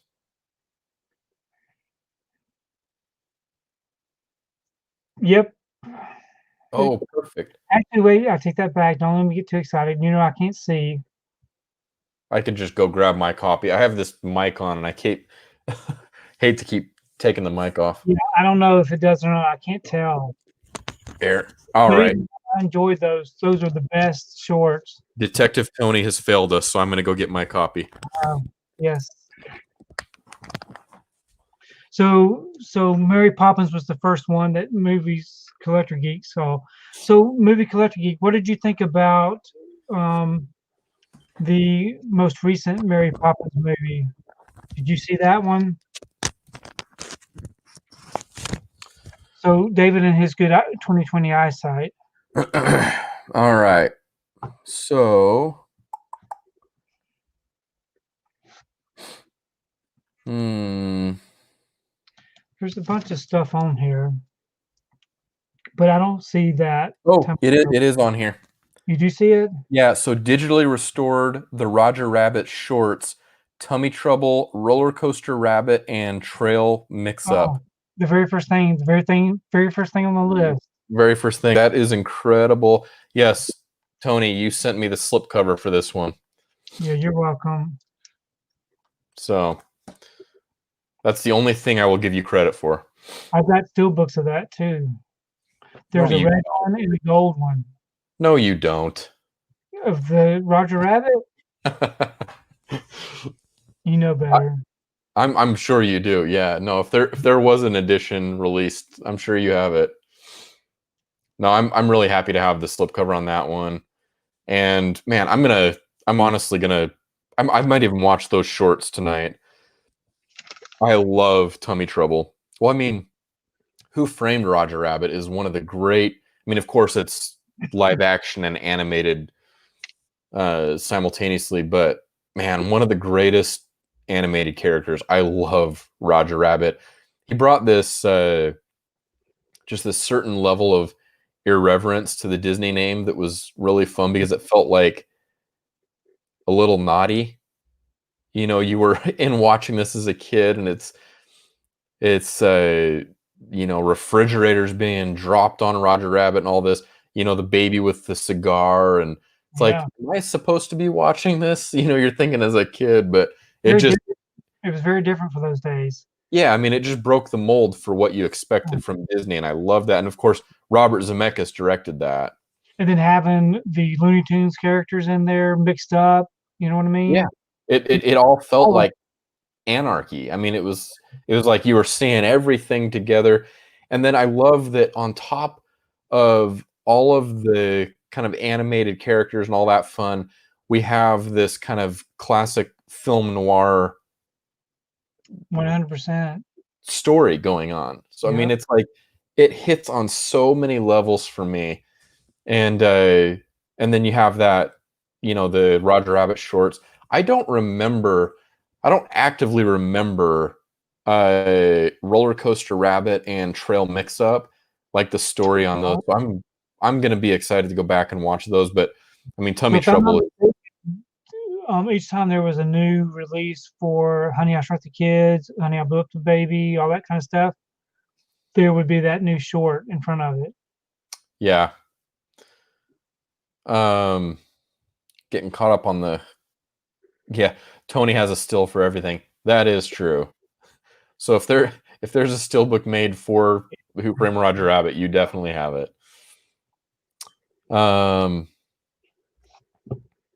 Yeah, so, bulletproof. Bulletproof. JS says I have bulletproof. He says JS says bulletproof steelbook case. Oh, I see what you're saying. I don't know. Those steelbooks get pretty dinked up though. Yeah. Unfortunately. I don't know how many bags you put them in. Yeah. Oh, movie collector geek. I liked Mary Poppins Returns. I mean, it doesn't hit on the same level as the original film does, but I thought it was. I think it really went well with the original. As far as the atmosphere of it, especially the animated sequences were really good. Yeah, but it just wasn't the same. I mean, and if you're trying to go up against one of the all-time American classics, like it's a losing battle. But I felt like what they produced was like if you look at Mary Poppins Returns just as a standalone film, and I know it recalls notes from the original, and so they kind of work together. But if you look at it as a standalone film, I feel like Mary Poppins Returns is a very good Disney production. I mean, I think it's worth owning, in my opinion. Well, thinking about that reminds me of one of the first movies I saw. Also, was Bed Knobs and Broomsticks. Oh, so good! In the theater, and it always reminded me of Mary Poppins. Yeah, that was the 70s, wasn't it? Yeah. I always forget that one was that late. I want to put it back to like at least the 60s. Yeah, probably like the 60s. But no, that was early 70s. Probably. On that one. Thinking about those early Disney movies, another one I do remember seeing in the theater was The Many Adventures of Winnie the Pooh. So good. Man, wasn't that something? See, I liked the new Christopher Robin. I thought was great. Yeah, it was good. But Many Adventures of Winnie the Pooh. Wow, that one I watched a lot as a kid.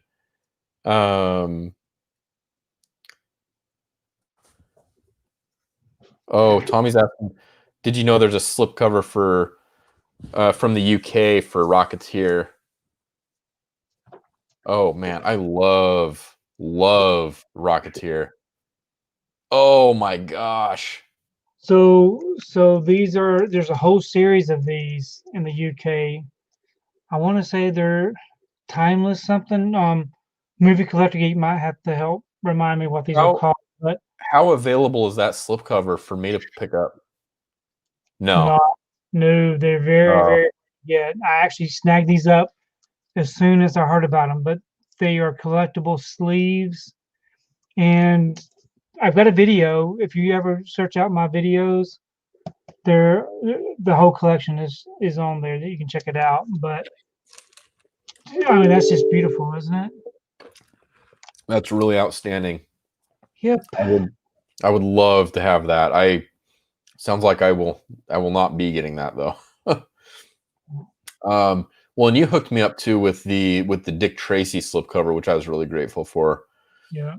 That and with a lot of stuff apparently. Like 3 things. No. Oh, well, that's a lot. No, like Roger Rabbit, Dick Tracy, and then I need to get a good condition slipcover for Frankenweenie. You remember I got that off eBay and it was just beat to crap. Yeah, mine. I had to get one of mine off because I've got two 3D versions that have the lenticular slips. One's the Best Buy version, the regular version, and then I had to buy the other one off of eBay. Yeah, I'd like to get the movie. I remember I love that lenticular. Man, maybe I can find that lenticular edition because that was a really great. I know that slipcover. That one's really great. Yeah, but I mean, there's like, especially when it comes to things like Scream Factory or others, I know I'm not gonna have slipcovers on everything, unfortunately, but when I can get them, I do love slipcovers. What kills me is people who buy a movie and then throw the slipcover away.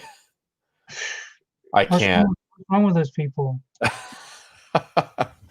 I can't. It gives me anxiety to think about people throwing away their slipcovers.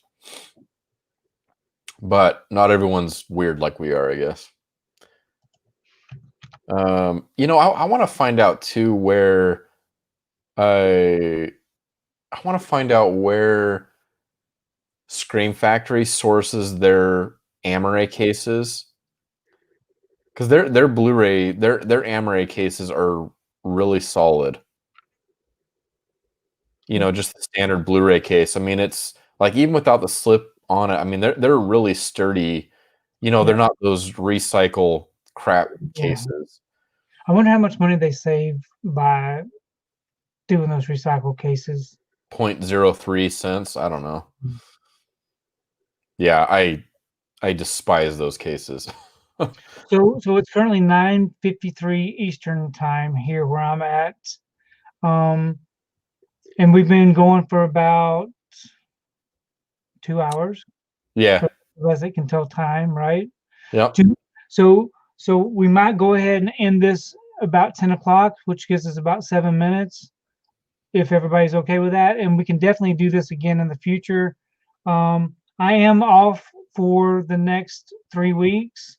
So maybe I'll do this again next Friday night, but I know that the holidays are going to be here really, really soon, and people will be having family over and different things. So we may just hold off, but we'll definitely do this again in the future. So is there anything that you want to leave us with, David, before we get out? Nothing in particular. Maybe I'll show just really quickly a couple titles I picked up today. So I got speaking of slipcovers, the slipcover edition of It's a Wonderful Life today. Picked that up at Target, and then I also got the Target exclusive for Mulan. Yeah, I enjoyed that. I enjoyed that movie. I enjoyed the movie. I do not like that they're cheapening up on these exclusives, though. You should have told them that you purchased the movie on Disney Plus for a premium price that they should have gave you it for free. Give it to me for free, people. Yep. Yeah, so that's a couple titles. For that movie? What? How much did people have to pay to watch that on Disney Plus? It was 20 or 30. Okay. I mean, we paid the premium. Yeah. We wanted to, because we were thinking, and no, we would not do that on a regular basis at all. Like Soul's coming from Pixar on Christmas Day, and they're just putting that on Disney Plus. Yeah, so why couldn't they done that with Mulan? I think they were testing the market a little bit, and I guess I'm sure they learned their lesson. Yeah. No, because we were thinking we wanted to take the kids to go see it at the theater, and that wasn't going to happen, and so it was fun. We made a fun family movie night out of it, and had watched Mulan, and Anyways, yeah, we really enjoyed it, and yeah, but the only thing I wish with the Target exclusives, they wouldn't, cut corners on those sets, which I hope that's not a trend that's going to go towards just that's what they do. Unfortunately, I think that's what the trend is going to be, because that's kind of what they've been doing. Because I really did enjoy the storybooks that they did. Yeah. And then they went from the storybooks to something a little bit cheaper than that, and now they're down to just almost a flip and an insert. Well, of course, this does have the book included. Yeah. Plus, you only had the choice of getting a 4K release too. Yeah, 4K Blu-ray and digital includes the limited edition gallery book, but I don't know. Well, we do have a lot of people that are going ahead and leaving, but I do want to thank everybody for showing up and for watching. For those of you that it's your first time here, I really appreciate you stopping by. Be sure to subscribe, and be sure to check out David's channel. His link is in the description below. And if we do not have another chat before Christmas, for those that celebrate Christmas, hopefully you'll have a nice Christmas. And David, thanks for joining me with the live stream. Thanks, buddy. We'll definitely do it again. Yeah. And everybody have a good evening. We'll see you later.